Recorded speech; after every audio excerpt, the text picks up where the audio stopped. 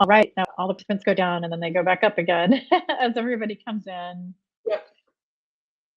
Let's see if we can do good morning to our 5 participants so far. 6. They go down and up again. All right, so hopefully everybody, usually we get like some chats saying, yes, I can hear you. So if you guys can hear Yeah. us, just let us That's know. wonderful. It usually takes a little bit of time, but you can hear me and I can hear you, so that's good news. You sound great.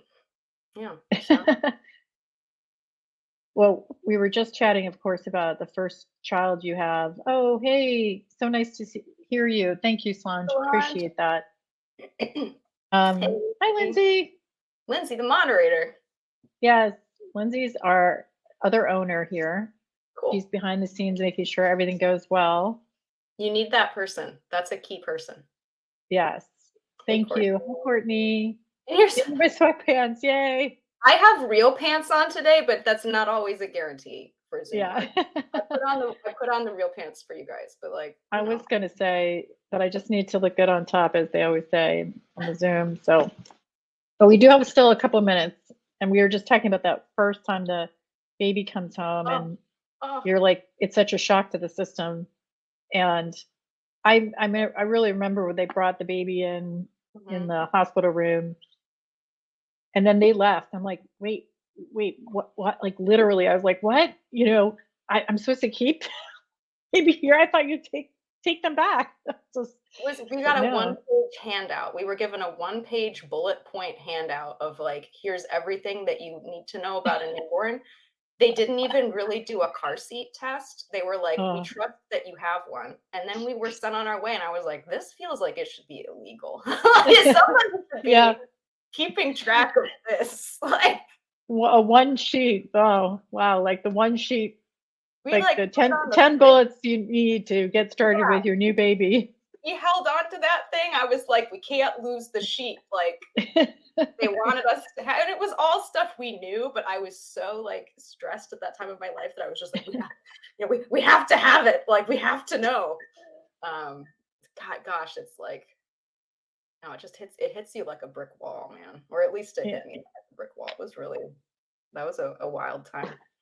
Yeah, well, it definitely does. And I feel like it took me, I thought it was like really helpful that toddlers can't start like moving on their own until they're, I don't know how many months, because I thought it was great knowing that, we had that kind of time to make the transition, because I really, really needed it. That's for sure. And then, of course, we adopted our second, which made it easier. It did. I don't think I knew or remembered that. So we're both adopted parents. Oh yeah, I didn't know that. Yeah. Oh, hi, Christopher. Nice to see you. Hello. That's great. We're so glad. Well, it's 9:00, and we usually give it just 1 minute, like 9:01, because I know people are kind of coming in a little bit later. I've got nothing but time this morning, so. Oh, yay. Well, I'm really happy to hear that. Yeah. So, well, anyway, we all made it here, including everybody else on the webinar, because otherwise I don't think they would be here if they haven't gone through that themselves. And they're probably thinking, we're all probably thinking as we look back that was the easiest part. Maybe the time has faded those memories, but I know that in dropping my daughter off as her dance competition comes, she's at the end of her mod, and all these other things are happening, that she was in a special kind of mood. Yeah. I do, I work with a lot of teens, but I do anticipate the teen years being challenging a little bit. Like at least right now, like, I've got a 2-year-old, and there's like emotionally a lot of volatility and stuff, but like he wants to hang out with me, and I get a lot of positive feedback these days for my work, right? Like he laughs at my jokes. He smiles at me a lot. There's like some feedback coming back that feels really nice. And I'm like, someday this might not, I might not get a big response at pickup from school in a few years. It is true. I will tell you that you will not always. So I just cherish those days that we do. But really to hang out with me, and that's great. We're excited to have you here, and I'll do, of course, a more formal introduction in a couple of minutes. And I just want to welcome everybody. I know that the ticker is still going up, so but we are Yeah. going to go ahead and start. And we always like to start with a little bit of an introduction of the Study Pro. So if you don't know us, we are an executive function and study skills center, and my name is Debbie Rosen. Lindsay Toms is here in the background if you didn't hear me say that earlier, and we are the owners of the Study Pro, which is an executive function and study skills center. And so one of the, of course, important things that we do are help kids with executive functions and managing the process side of school. So there are a lot of really, really intelligent kids that are out there that sometimes really start to doubt themselves because they're having challenges, especially at this time of year, starting or keeping up with their work. And so that's really what we're really focusing on, and just helping them build those skills that are the life skills to carry them forward. We know that many of us as adults have found other adults that haven't really perfected showing up to meetings on time or managing those. So we're really hoping that we can build those skills in kids and they can carry them through. And so the way that we do that is we teach the skills in a course, and we do have our summer schedule up, which is really where a lot of students have the opportunity to take writing and study skills courses. We also do one-to-one coaching and a homework center. I'm actually sitting in my homework center, so we're excited about that. It's really about lowering the barriers for the kids to be able to get started and push through their work without all of the challenges that they may have sitting at home alone in their room with, trying to inhibit all the other preferred activities they have than their homework. We also do everything that we've listed here remotely. And so that is really an outgrowth of COVID. Of course, that everyone now has found that there's some convenience in doing some of these things remotely. And of course, there's a trade-off, but we offer them both in person and remotely. And so we do have a number of free events.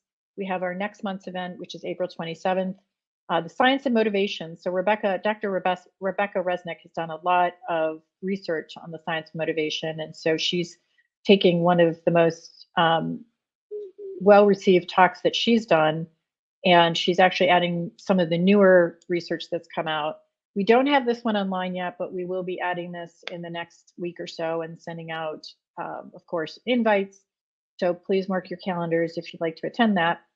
And we also completed our middle school writing workshop. We had a full house, and our high school writing workshop is on April 15th. And those free tickets, if you will, are on sale, or that's open right now. So you can get that information on our workshops page under our programs, or just search for it on Eventbrite under the Study Pro.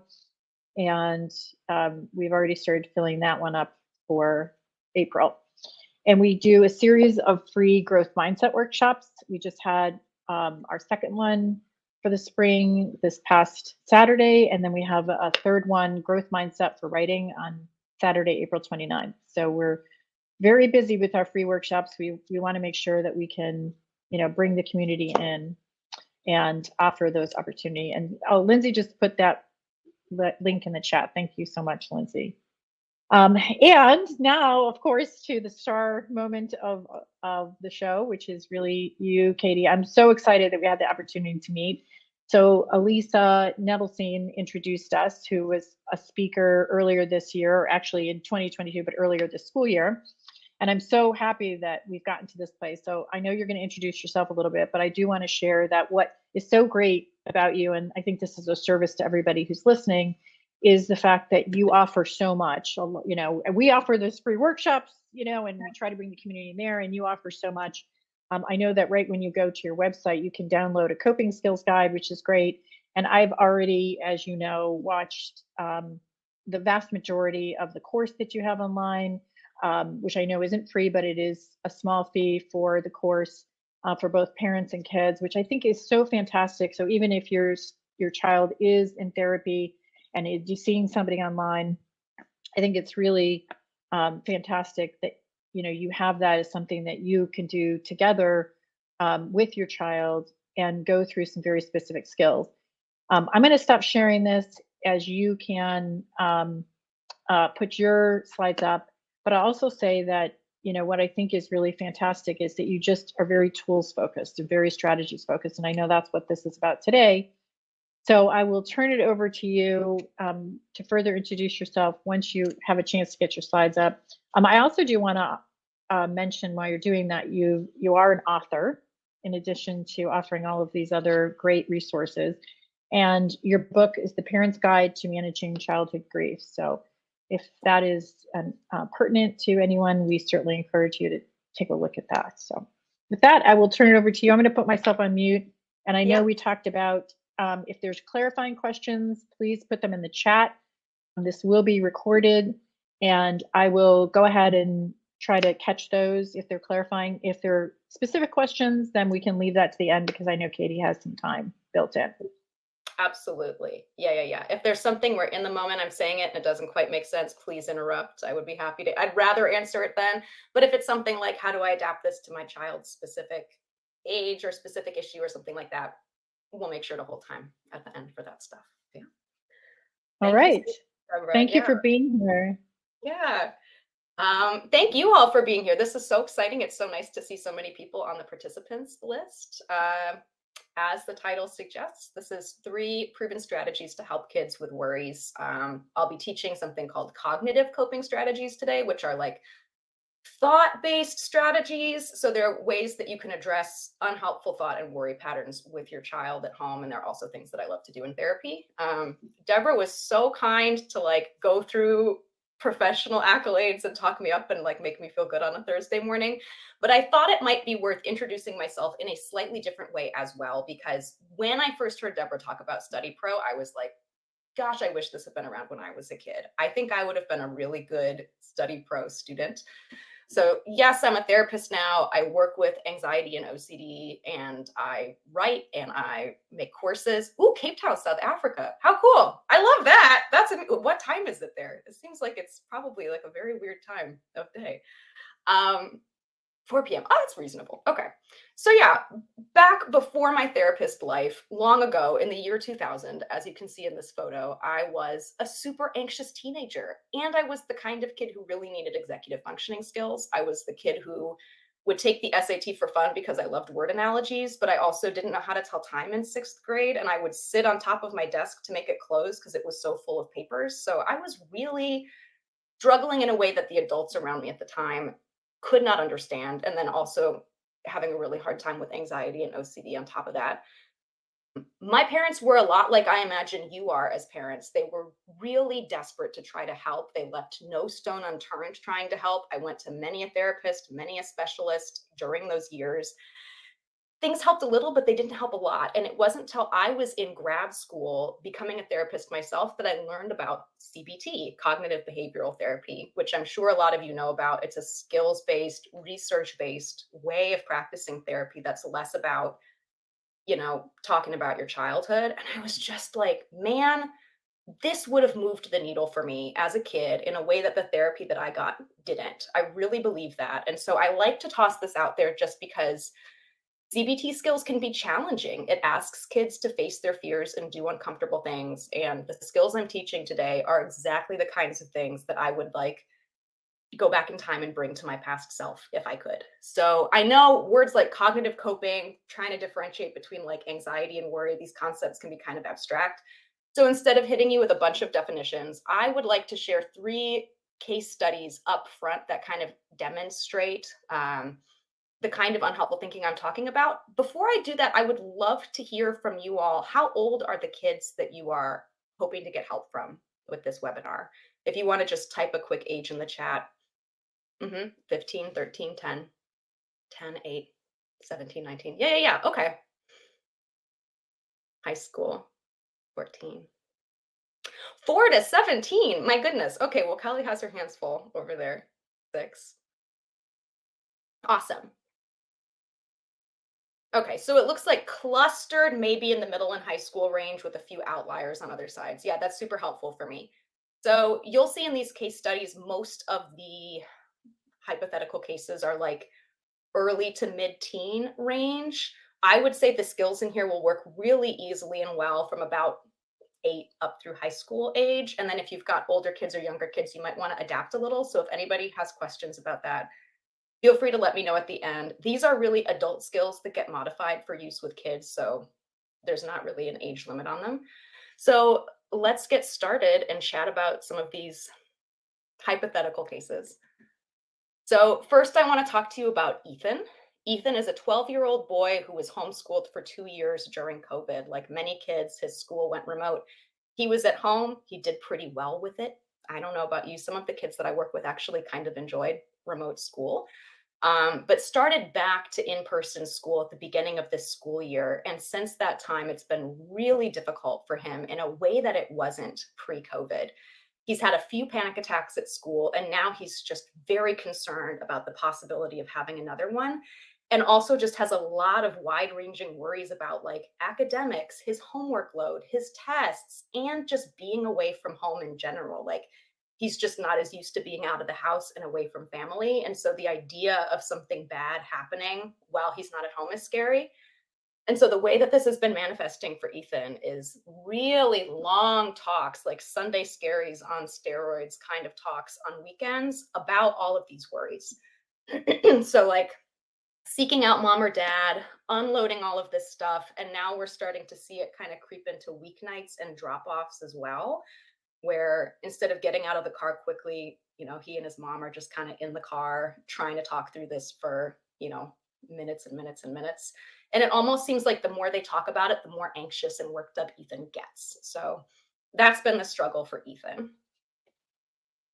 Olivia is 15, and she has always been really concerned about throwing up or getting sick. She doesn't have any particular trauma or bad experiences. She just really doesn't like the idea of throwing up. And the way that she's been coping with it is asking her mom for reassurance. So saying things like, do you think I'm going to get sick today? I'm a little bit nauseous. Do you think I'll throw up?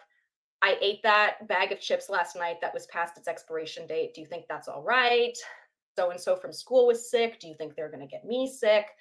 All of these kinds of questions that if it were just one or two would seem kind of typical, but over the past few months have escalated to the point that Olivia is texting her mom these questions all day from school and then at bedtime late into the night. And so mom has been doing her best to try to answer these questions, offer the reassurance, be a good sounding board for Olivia, but she's getting exhausted because the texts are just so fast and furious throughout the day. And then this is Kai. Kai is 13 years old. And like a lot of middle schoolers, he's really worried about being liked by other kids. Kai is the kind of kid who always seems to assume the worst. Like, if somebody gives him a weird look at school, it's because they're judging him. Or if he says something he worries was awkward, it like really plagues him for the rest of the day and he can't let it go. And so there's just been a lot of stress and worry about how other kids are thinking about him or whether his friends really like him and want him in the group. So it's a Saturday afternoon, and Kai just saw on Instagram that a group of his friends are hanging out without him, and he wasn't invited, and his parents just know this is going to derail his entire day, and they don't know how to help him through it. So those are three kind of distinct examples of the sort of worrying that I'd like to address today. I want to quickly ask if any of this sounds familiar to anybody. Do you have any examples of like worries that tend to get in the way for your own kids? If this sparked anything for you, I'd love to hear it.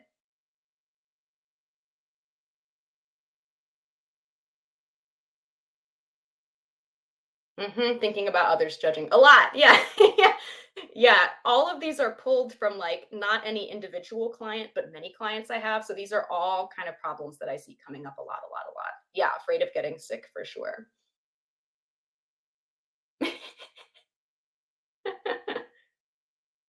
Germs that you touched. Yeah. Food past the expiration date. Gun violence is a really big one that I did not mention here, but that can be another source of school stress for sure. Number 3. Feel like fear of being judged. Participating in a recess sport that the child doesn't know how to play. Man, me too. Gym class was really stressful for me too. I could feel. School stress and anxiety, that's another big one. Yeah. Yeah. Big test, big presentations, all of that stuff. Germs. There was also a a comment Yeah. about germs and sleeplessness, being able to fall asleep. Yeah, that's the worry Yeah. cycle, right? I had sort of like expected at the beginning of COVID that we would see a lot of anxiety about germs. I really didn't, but interestingly, I'm seeing it now. I don't know if that's true for your kids as well, but now that we're back in the world and kind of doing stuff Hmm. again, it really seems to be scarier. Separation anxiety. Yep. Being in a new environment, fear of being judged. Yeah. Okay. So we're all on the same page. Yeah. Afraid of missing the bus in the morning. Okay. So, Amy, that's a really good example. I think you're going to get some really concrete tools for how to handle that. But if at the end you still have a question, I would love to use that example. It's a super good one. Okay. So let's talk about what all of these kinds of worries have in common. So, for one thing, we're seeing worries that are above and beyond what we might expect to be typical for kids in this age range. All kids are going to have worries sometimes. All adults have worries sometimes, right? We're all going to have them. But the worries we're seeing in these kids are happening more frequently and they're more intense when they happen than what we might expect for other kids of their age. So instead of having a trigger and their mood kind of goes, a slight increase and then they rebound quickly, we're seeing more like a higher peak with a longer tail. It's taking these kids a lot longer to rebound as these worries are happening. We're also seeing that worries are growing over time. A lot of times, if there's a stressor in a child's life, like a big project or a test or a scary dog barked at them, they're going to have a worry for a little bit. And then over time, it naturally resolves on its own. A kid sees a scary movie, they're worried about, Pennywise coming out of their bed for a few days. And then as time passes and that trigger fades, so does the anxiety. With these kinds of unhelpful worrying patterns, we tend to see that the worries get worse. Like the further away from the event we get, the more it tends to snowball.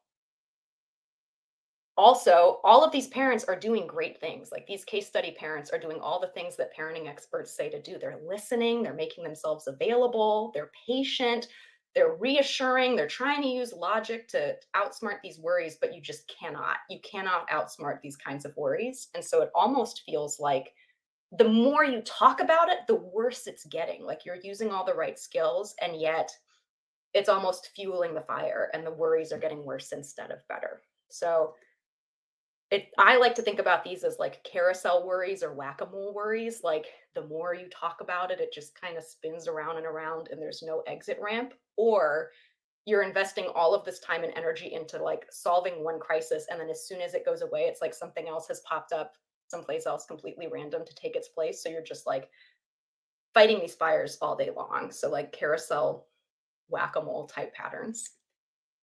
So let's talk about how we're going to handle these today. I'm going to teach 3 strategies that help kids notice, manage, and change unhelpful thinking patterns like these kind of carousel whack-a-mole worries. These are all CBT derived. So it's not therapy, but they're skills pulled from therapy, which is this, evidence-based, skill-based way of working. And these are skills that are designed to boost self-efficacy. So the goal is that over time, kids can use these skills to feel like they're more in control of their worries, they're more independent in being able to handle them. But they're also designed to be parent-child approaches. So you can use them alongside your child so that you have ways to show support without accidentally making the anxiety worse. So they're skills kids can use on their own, but they're also kind of a roadmap for parents to figure out, what can I say and do that's really going to be helpful and supportive and not accidentally exacerbate these symptoms. And my hope is that over time, these skills are small, but they lead to a bigger mindset shift, which is that we have to face anxiety in order to deal with it.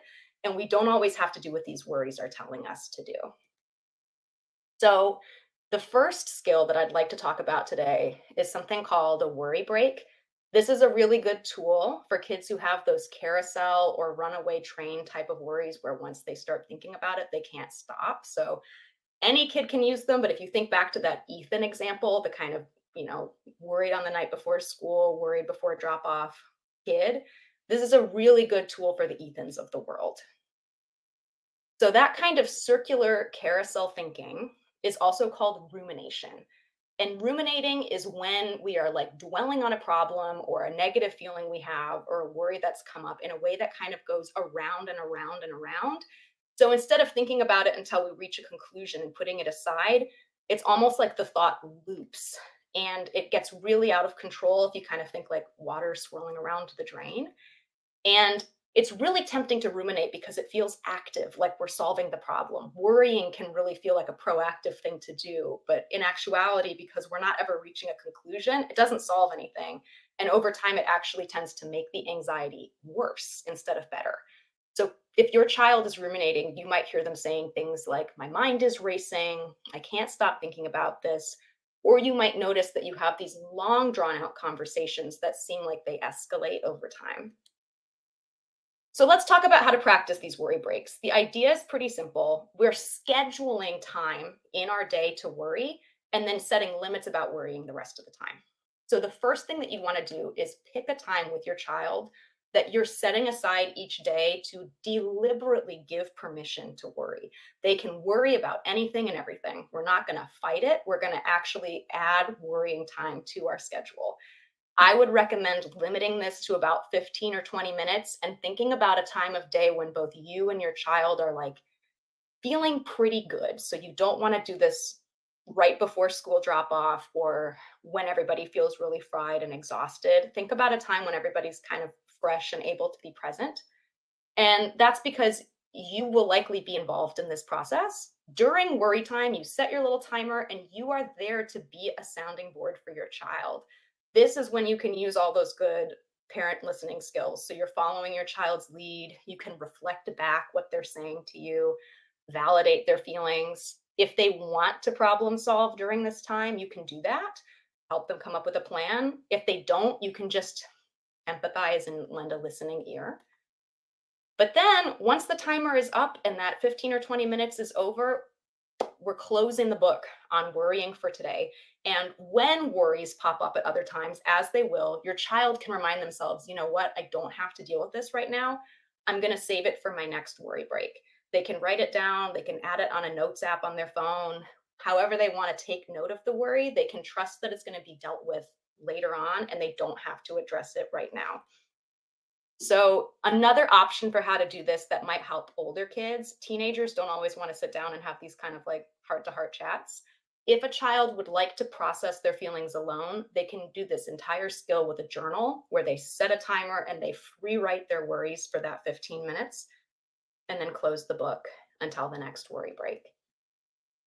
So this helps because it's really hard to just tell somebody to stop worrying, right? It's like saying, don't be anxious. So instead, we're gently setting limits around worrying to avoid getting into that rumination cycle. And we're teaching kids this really important skill of delaying addressing their anxiety. When kids revisit these worries later on in the day, they might be surprised to find that they don't feel as urgent or like such a big deal anymore. Something that felt really horrendous at 9 this morning probably no longer feels like a big deal by 4. And so kids learn that the worries they're having are rarely as urgent as they feel. And so they don't have to take them so seriously. So let's see how Ethan and his family handled this situation with worry breaks. Ethan and his mom picked a time after dinner and homework to vent for like 15 minutes. During that time, mom sets the little egg timer. She listens, she empathizes, she gives advice if she's asked, all those good things. And then outside of that time, Ethan keeps track of the worries on his notes app until the next break. And then mom and Ethan also made a plan specifically to not get into this stuff at drop off. They came up with a plan for a quick drop off where he gets right out of the car to a teacher, walks on into school to avoid ruminating during that time.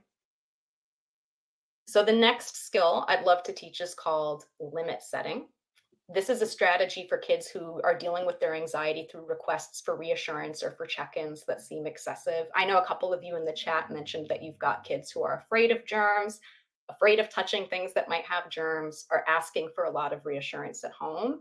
So if you have one of these Olivia type worriers who's either in person or by text asking a lot of these questions, this could be a really good skill for you. The kind of reassurance seeking, question asking type behaviors that we see kids do with this kind of worrying are called safety behaviors in therapy. Safety behaviors are things that all of us do sometimes to get quick, short term relief from anxiety. We're all doing them. We all have times where we decide we don't want to deal with the anxiety and we'd rather, just kind of push it aside and said, it's not necessarily a problem unless we get really reliant on it and it's our only way of coping. And so Aside from reassurance seeking, some other behaviors that you might see like this in kids are double checking to make sure that something's been done, carrying around a special object like a lucky charm, or, wearing a special shirt to school, getting hugs, like asking for hugs from parents or from other special people in a way that feels kind of like excessive, or going to the nurse's office is a really common safety behavior that happens in schools, especially for kids who have that health or germ anxiety. All of these can fall into the realm of a safety behavior if it's happening more than seems typical for the age group. So, the trick with safety behaviors is they do offer some short term relief, but in the long term, it makes the anxiety worse. You get a short burst of relief, but invariably, the anxiety comes creeping back in, and you have to do the safety behavior again to push it away. And when you're doing this, kids are avoiding their fear rather than facing their fear. So they're actually robbing themselves of the opportunity to feel that stress, which is kind of what needs to happen to teach the brain that it's not really dangerous. If kids never have a chance to face their fear, they're never going to overcome that anxiety and come to the other side. So, over the long run, these safety behaviors are not a super helpful coping skill because they're keeping kids from facing their fear and ultimately working past it. So let's talk about limit setting. Ooh, yes, trips to the bathroom. I should add that to the slide. Yeah, trips to the bathroom to avoid things in class is another one. And like, who among us has not taken like a long bathroom trip occasionally? So, like, it's not the end of the world, but if it's happening enough that it's disruptive, it's a safety behavior. So limit setting is basically a way of gradually scaling back a child's reliance on these kinds of safety behaviors that are not helpful for coping with anxiety. So we don't want to pull the rug out from under a child and say, you can never do this again, because that would be such a shock to the system and so uncomfortable and like not fun for you or your kid. But we can over time scale back on the behavior so that kids increase their ability to tolerate that anxiety without having to neutralize it with this kind of stuff. So the first step on this is you come up with a plan to cut back on the behavior. You set a realistic goal to gradually reduce how often the behavior happens. So in the example of reassurance seeking, if your child is asking about 10 questions a day, you don't want to say we're going to one. That would be a huge jump. But you want to go for like a medium step, like 5 questions a day. You get 5 asks a day. And if you go past that limit, I, as your parent, am just not going to give the reassurance anymore, right? So you get 5 times a day that we're going to have this connection. And then after that, we're done. For younger kids, sometimes it can be a little hard to keep track of how many check-ins they get, how many reassurances they get. So there's an option to use a token system for this. You can get tickets or coins, or some of my kids have really enjoyed like making their own tokens so that kids can track how many they have left and decide when they want to spend them. And so that can help parents too to know, like, did you give a coin to dad already today? How many of these have you gotten? As a parent, after you've set this limit, your job is to hold up your end of the bargain. Anxiety is really sneaky. It's really good at circumventing our limits. And it is not unusual for the way that kids try to get their safety behavior met to evolve over time. So if we know that we're setting this limit on asking questions, you might notice that your child starts like confessing or just sharing facts about their worries, where it's phrased more as a statement like, I'm so nervous that I'm going to throw up because somebody at school threw up yesterday. And there's not a question, but there's an implied ask for reassurance afterward. It's easy to kind of blame kids for being like manipulative for stuff like this, but really I like to think about it as anxiety trying to get its own needs met. This is really challenging and it's hard for kids, and they're likely not aware that this is happening. This is just how anxiety works. So, no shame for kids here, but as the parent, you can spot this and you get to decide what counts as reassurance or not. So over time, you'll find that the limit that you set becomes easier and easier for your child to handle. And once it becomes easy, you can reduce the limit again. So you gradually scale back until we've eliminated the need for that safety behavior entirely. So you might go from 5 to 3 questions to 1 question to none. So this helps because it allows kids to gradually reduce their reliance on unhelpful behaviors. And instead, we're empowering kids to face their anxiety head on instead of avoiding it. It gets back to that idea of self efficacy that we were talking about earlier. Like, I can do this by myself. I don't need to rely on an external source all the time to manage this anxiety. It's not as overwhelming as I thought. And over time, as they experience success with this, kids learn that the best way to deal with their fear is to face it, and they don't always have to listen to what anxiety says. It can take time to get to this point, but I have definitely seen kids start to practice their own exposure, like go out and do things that are deliberately hard, because it can be kind of a rush on the other side when you are able to prove to yourself that you really can do it. I do want to put in one special note here, especially since I'm hearing there's a lot of germ and health anxiety amongst the participant list. Safety behaviors are not always a symptom of OCD. They can occur with any kind of anxiety when the anxiety becomes particularly high, but they can also be associated with OCD. So if your child is experiencing these kinds of repeated check-ins, repeated double checking of stuff, needing things to be done again and again, it's worth keeping an eye out for these other symptoms too. So things like repeated worries or intrusive thoughts, like unwanted thoughts that are popping into your child's head, especially if they're about things that seem really unlike your child's personality. So a really mild-mannered kid repeatedly being worried about having an outburst in class, or a really peaceful and compassionate kid being worried about, doing something violent or hurting somebody. Is constant procrastination an anxiety safety behavior issue or an executive functioning deficiency at all? I would say, from an anxiety standpoint, I wouldn't necessarily consider it a safety behavior, but limit setting might help with it as well. To me, that seems like it might be more of an academic issue, but I would be happy to defer to Deborah on that either now or at the end as well. Well, we say that when you have anxiety, you treat avoidance, right? So if you have Yeah. anxiety about getting on a plane or whatever, right, you are going to Yeah. typically avoid it. Hmm. And so when we see what we see in, the academic realm is that there are several factors within the executive function realm that can cause procrastination, including anxiety. So if I opened up that big English paper and I saw the instructions and I felt anxious about not understanding them or overwhelmed, etc., I may definitely avoid, which is Yeah. another word for procrastination. It also may be that I don't have the executive function skills of initiation and inhibition to be able to get started.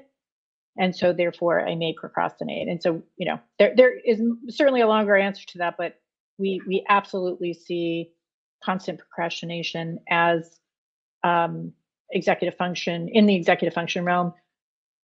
But I will also say that a lot of that oftentimes is caused by even little a anxiety about what they are being asked to perform. Hmm. Yeah, I agree that I think anxiety is absolutely a part of it for many kids. I think limit setting could work depending on the way that the procrastination is functioning for a child. I might be inclined to use other skills to address that, like the one that's coming up next might be really useful, or any kind of gradual exposure where you figure out what that underlying fear is that's holding them back from doing the work. Like, is it getting a question wrong? Is it letting their teacher down? Is it being afraid that you're not going to understand the work, and addressing the underlying fear rather than gradually winding back the time that a child is procrastinating, just because I think it could be hard to quantify that. It might be harder to set a limit that way, but you could definitely use CBT to address the underlying anxiety that's leading to procrastination. Yeah, Um, and you can also pair that with, things like chunking and other ways to start in small ways so that you're taking down. So if you have this anxiety up here, then by it's almost like exposure therapy in a way yeah, by starting with something small, like cutting and pasting the directions on a different page and making sure that we understand exactly what those directions are.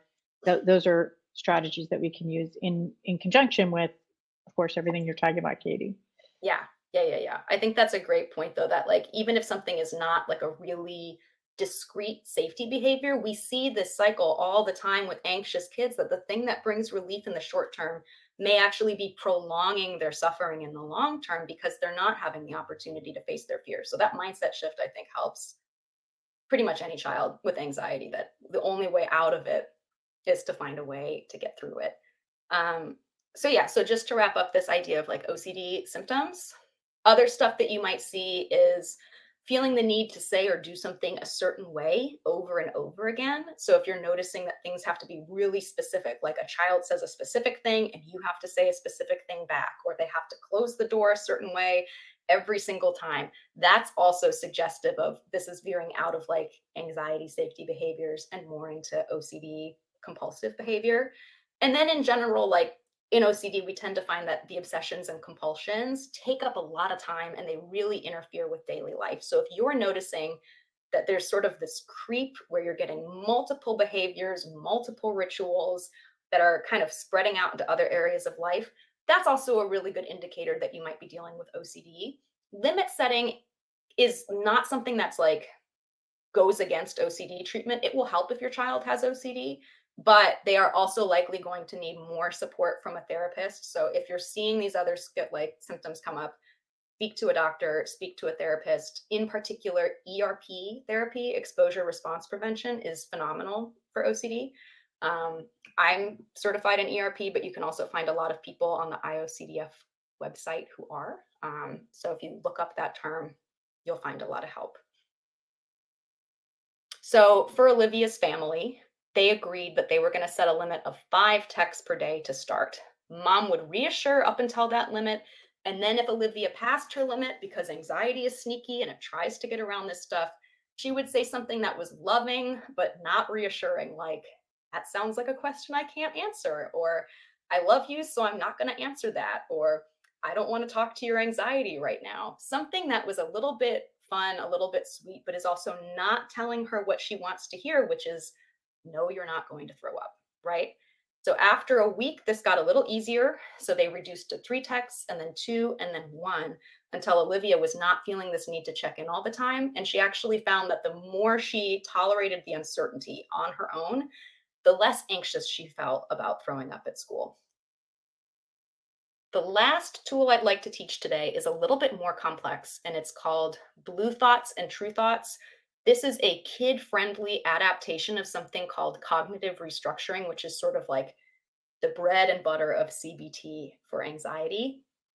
This is a process that helps kids develop insight and think more critically about their worries instead of just accepting everything that they think at face value. So this is building a skill in kids called metacognition. It's thinking about your own thinking. This is a hard thing even for adults to do. Most adults are not thinking about their own thought processes. So it can take some practice and some time, especially for younger kids, to build up this muscle. But I think it's a phenomenal thing for all kids. I think we all need cognitive restructuring tools, especially if you have a child like Kai, who seems to be like leaping to the worst possible conclusion about situations. It's a really wonderful skill for like those kinds of worriers. I just wanted to give a quick shout out here to PracticeWise. I took a training through PracticeWise, which is where I learned this skill. I don't think that they originated Blue and True Thoughts because I see it other places, but if you like this skill and you have younger children, there are handouts through PracticeWise geared more toward early elementary aged kids that are really great. So shout out to PracticeWise. I think they're great. So the kinds of thoughts that we are addressing in Blue and True Thought processes are called cognitive distortions, which is just therapy jargon for saying thoughts that have a little bit of a bias or a flaw in them that leads to anxiety. All of us have cognitive distortions all the time. It doesn't mean that we're like unhinged from reality or thinking things that are entirely not true. They're really subtle shifts in how we perceive the world based on our own experiences and our own temperaments that lead us to interpret events in different ways. So this is why 2 people can go into the same situation, experience the same thing, and come away from it with totally different points of view. Like, man, she really didn't like me. Man, she thought I was, nuts. Or, oh, I can't believe that happened. Whereas somebody else is not as bothered. It's because their thoughts about it were different, right? So the trick is that for anxious kids, anxious people are a lot more likely to read danger or anticipate bad outcomes in neutral situations. Our brains are primed to value safety over accuracy. So if I walk into my front yard, 100 times and go, ah, a snake, and 98 times it's my garden hose and 2 times it's a snake, my brain is like, great, we kept you alive twice. Keep startling every time you see a snake-like object in the yard, because I have rescued myself from death twice. But this means that our brains are primed to like look for that danger everywhere, and that might be helpful if we're, walking through the wilderness every day. It's not as useful if you're trying to help your kid at school and they're seeing this danger in situations that really are not ever likely to be dangerous. So let's talk a little bit about how this works. Blue thoughts and true thoughts are a step-by-step way to deconstruct worries by identifying when a thought might be like exaggerated or unhelpful, like when it has that distorted quality to it. And then it helps kids to question that thought until they come up with something that's a more realistic form of self-talk. So kids are learning that just because they think something, it doesn't necessarily mean that it's true. So we're kind of learning how to like analyze and pull apart these thoughts to figure out what's accurate and what's not. So the first part of this, the blue thought part, is all about identifying and labeling the way that our mind is playing tricks on us. And some kids find that just doing this first part brings an element of relief. Just being able to name the thought is helpful because it gives us some distance from the thought and helps us feel like we've got a fighting chance of handling it. So blue thoughts are called blue thoughts because they make us feel sad and blue, but it's also a mnemonic device that helps us remember the 4 main kinds of thoughts that we tend to find in anxious kids. The B in blue stands for blaming myself. This is like overestimating your involvement in something, calling yourself a bad name. So you might see thoughts like, I lost the game and let my whole team down. I'm such a baby. Kind of assuming more blame and taking more responsibility for something that happened than you need to. L is looking at the negative. This is sort of like you've put on glasses that, only let the bad experiences of the day pass through. And so you're disregarding everything good that happened. You might hear kids say something after a recital, like, who cares about the rest of my solo? I missed that one note and ruined everything. Like they're so fixated on the one mistake that probably no one else heard that they've discredited all the rest of their work. U stands for unhappy guessing. I think this is the most common type of worrying that I see in kids. Unhappy guessing is sort of like acting as though you can predict the future or read other people's minds, worrying about things that are hypothetical and haven't happened yet, or worrying about how we think other people are perceiving us or thinking about us when in reality, we do not know. So you might hear worries like, what if I forget all my lines in the school play tomorrow? Or I can just tell everybody is judging this new outfit I wore to school and I'm walking down the hall humiliated because I feel like all eyes are on me, right? We're sort of assuming and filling in the blanks in situations where we really just don't know. And then E stands for exaggerating. We all know about this. It's blowing a problem way out of proportion. But I also lump kind of either or black and white thinking into this of like, is this more common with kids on the spectrum? The unhappy guessing part or like blue thoughts in general?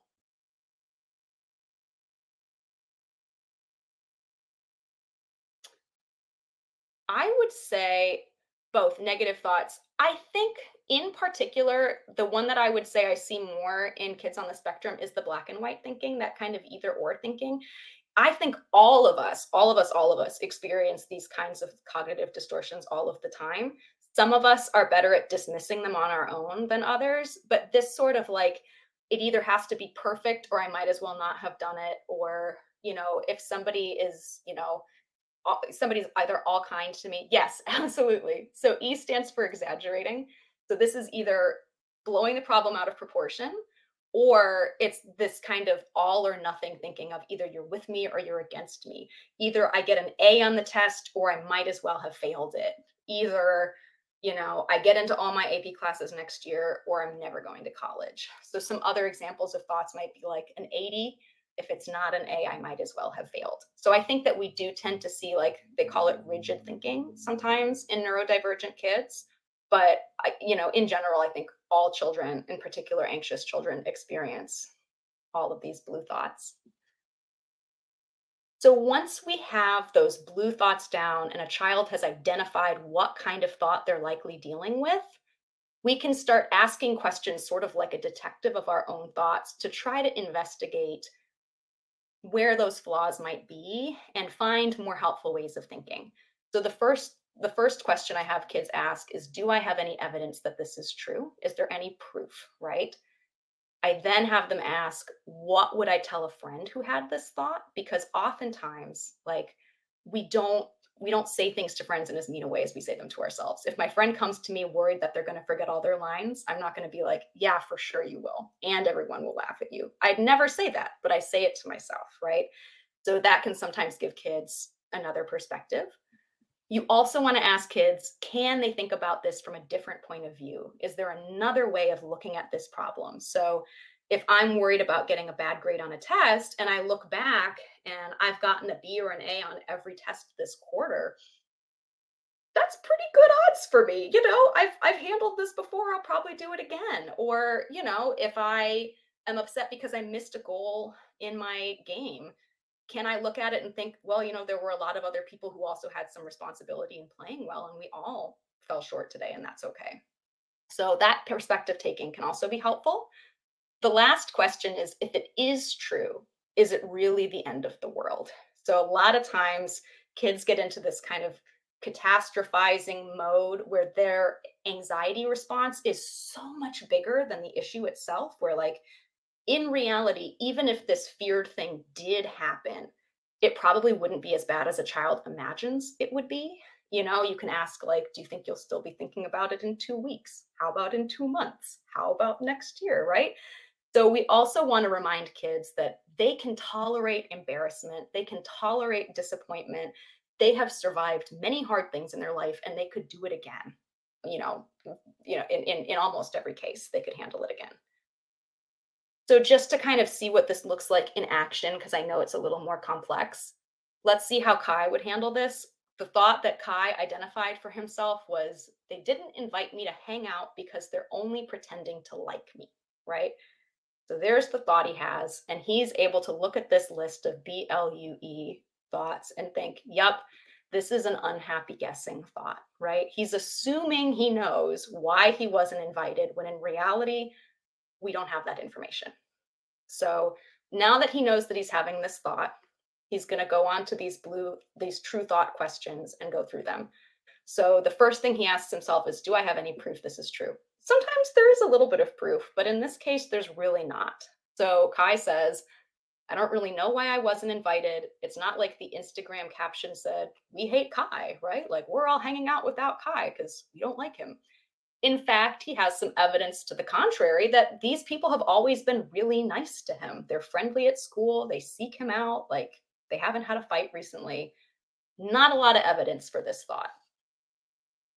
He decided that he would tell a friend who had this problem that they were a great person, a good friend, and not to read too much into it, sort of highlighting his positive examples that he knows make him a good friend. Another way of looking at this could be, maybe there's more to the story than I know, like their parents set a limit on how many people they could invite. Like, in reality, we're seeing one tiny snapshot of a much longer process. We really don't know why he wasn't invited. Like, there's many reasons. Maybe they just weren't allowed to invite any more people. Maybe this was planned a really long time ago. Who could say? Maybe they thought he had plans this weekend. We just don't know. But despite all of this evidence, even if it was true that they excluded him on purpose, that would be really disappointing. It would be hurtful. He might be mad about it, but he would absolutely survive, right? If it turns out these people don't like me, I'd be sad and hurt, but I'd survive, and I have other friends who care about me.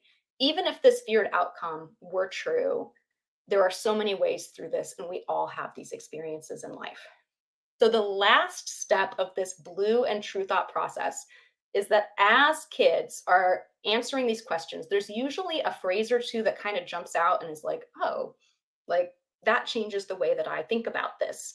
And so kids can take that little part of their answer and come up with their own true thought, their own self statement that they can use to counteract the blue thought that they're having.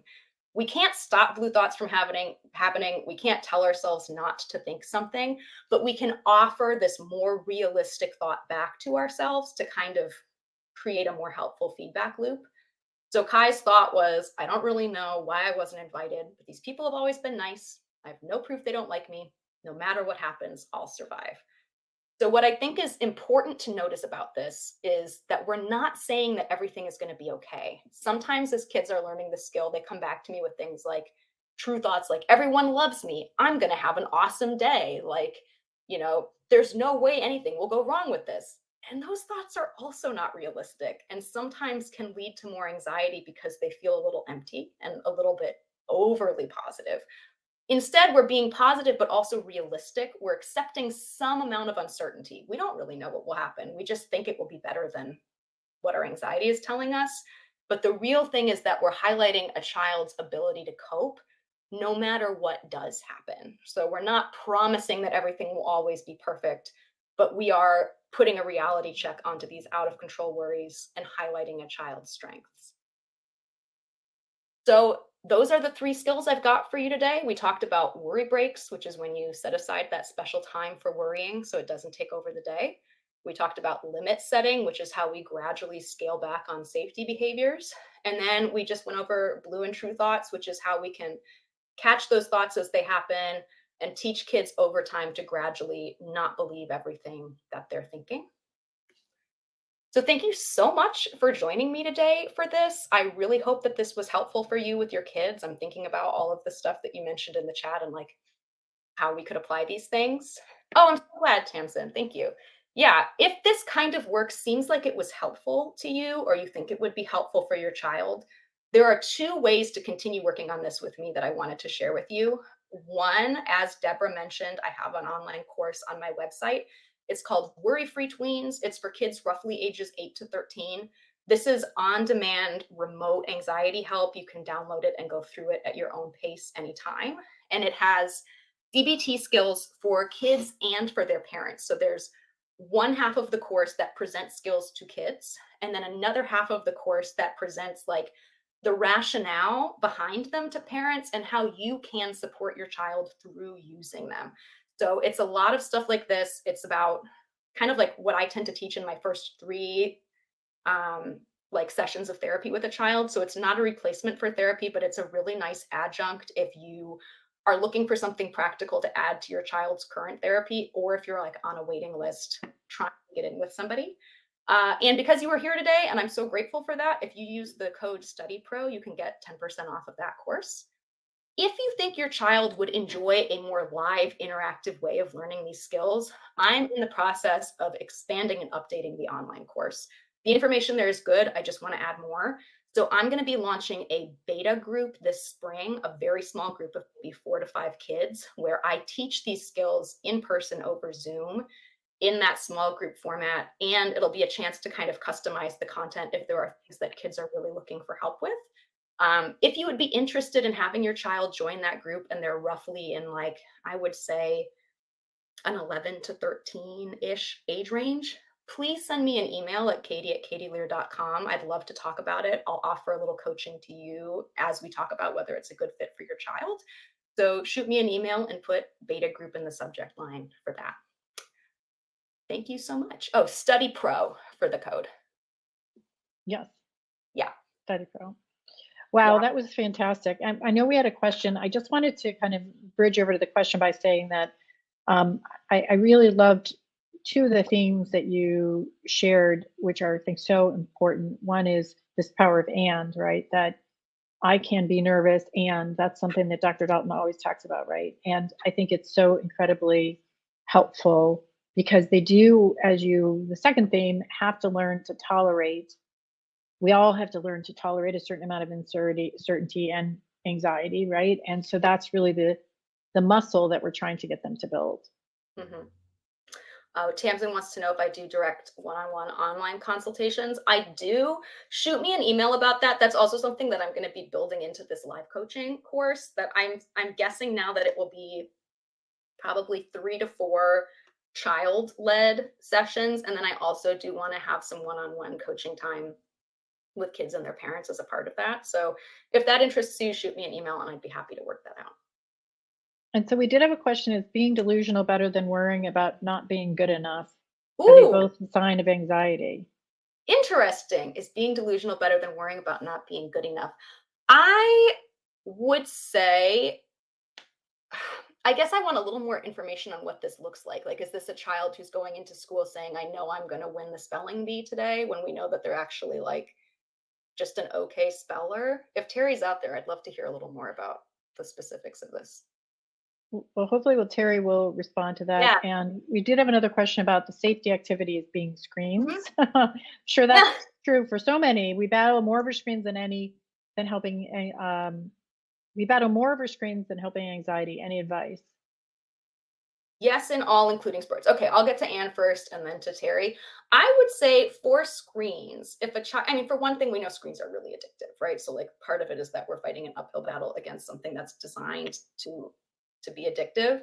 But if you believe your child is specifically using it as an anxiety coping tool, I think you have to build in more coping skills first to widen their repertoire before you scale back on that screen time. So I think it's a two-pronged thing of like making sure that there are other viable options for what your child can do to cope with anxiety, and then coming up with a realistic plan for how to integrate screen time into your life that's predictable and sustainable. So, like, if it's not sustainable for you to say we're a screen free household, like, sure isn't possible in my house, but like, can you relegate it to a specific time of day for a set amount of time so that everybody knows what the expectation is, and we're kind of cutting out that negotiation every day? So I don't know.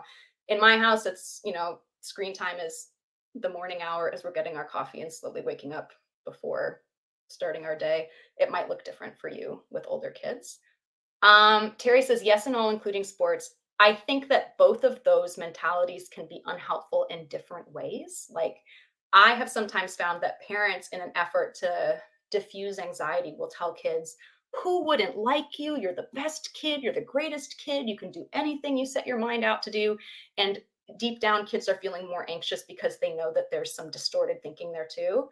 I would say we want to aim for the middle of that spectrum between, doom and gloom and everything is always amazing, of like focusing on a child's ability to cope. You know what? Your team might not win the game. You might not make the varsity team this year. And even if you don't, you're going to be okay, right? If we have evidence to suggest that you might not make the team, there might be some evidence that this worry is true. What if I don't make the team? But what's the outcome? Is it really going to be the end of the world if your child does not? So I think you can be realistic in that way of accepting some uncertainty about success in those situations. And sometimes there is some evidence, but that doesn't mean that it's not worth trying. You just know that you can cope with the consequences if it doesn't pan out. Not making a team or losing the game will never be the end of the world. And another perspective might be that it's always good to try, right? To build that growth mindset. Oh, I'm so glad, Amy. Thank you so much. I saw We another had one question. other Yes. question, which is basically that my 12-year-old daughter frequently says, I love you, and we think it's an anxiety coping mechanism. Obviously, it's hard to tell her that we only respond 5 times that we love her. So how would you Yeah. suggest handling this? For one, I would make sure that you're not seeing any of those other OCD symptoms, because I see this a lot with my OCD kids. Speaking as somebody with OCD, like, rings a little bit of a bell for me. Not necessarily the case, but worth ruling out. Limit setting is kind of the thing to do here, but there needs to be some education built in first if you think that this is something that's going to be a real anxiety trigger for your child. I have also heard from parents whose kids have this kind of safety behavior that they can tell the difference between a spontaneous I love you and a compulsive I love you. That, like, I love you, mom, after you get a gift, or I love you, mom, with a hug at night, feels and sounds different to them than mom, I love you. I love you. Hey, mom, I love you, when they're in the car getting ready to go somewhere with their friends. So if you can discern the difference, that can also help you decide if this is one of those limit setting I love yous or not.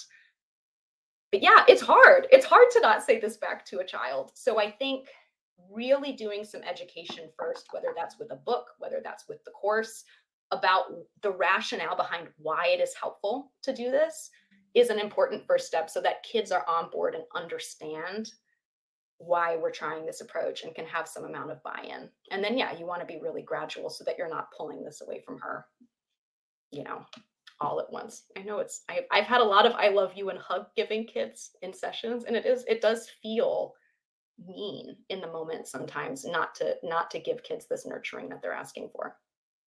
Well, Katie, I will tell you that I love you, and that I am The so feeling grateful is on mutual. behalf Yeah. of all of these people Yeah. for all of this really phenomenal, direct, practical Uh-huh. advice. I think everybody's really clamoring for that. And I know that I took the course because I'm always looking for new strategies. Because even if it's not a pervasive issue um, in our house, I think there's always, of course, times that we're trying to steer our kids through these moments of anxiety. And we didn't have a worry time. We had a worry box, but it really did help. So all of those are I love a incredibly, flip box. Yeah. it helped in the same type of way of putting a limit on it. And you were very right what you said about, you know what, 3 hours later, 5 hours later, those worries don't feel the same, but they're safe in that worry box. And so you can come Yes. back to them later, I which I love thought was that, great. especially if you're pairing that with like we have the box and we're not going to talk about it until the time we take the worries out of the box. It's doing the same, Exactly.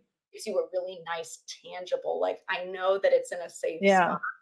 And I for think older that's kids, just brilliant. writing them down, on little pieces of paper or something, obviously the worry boxes for younger kids, but Yeah, these are all been fantastic. And I am going to send absolutely. out, as I always do, a link to the replay and the slides and all of the resources that you provided, including the course and the coaching and the practicewise.com.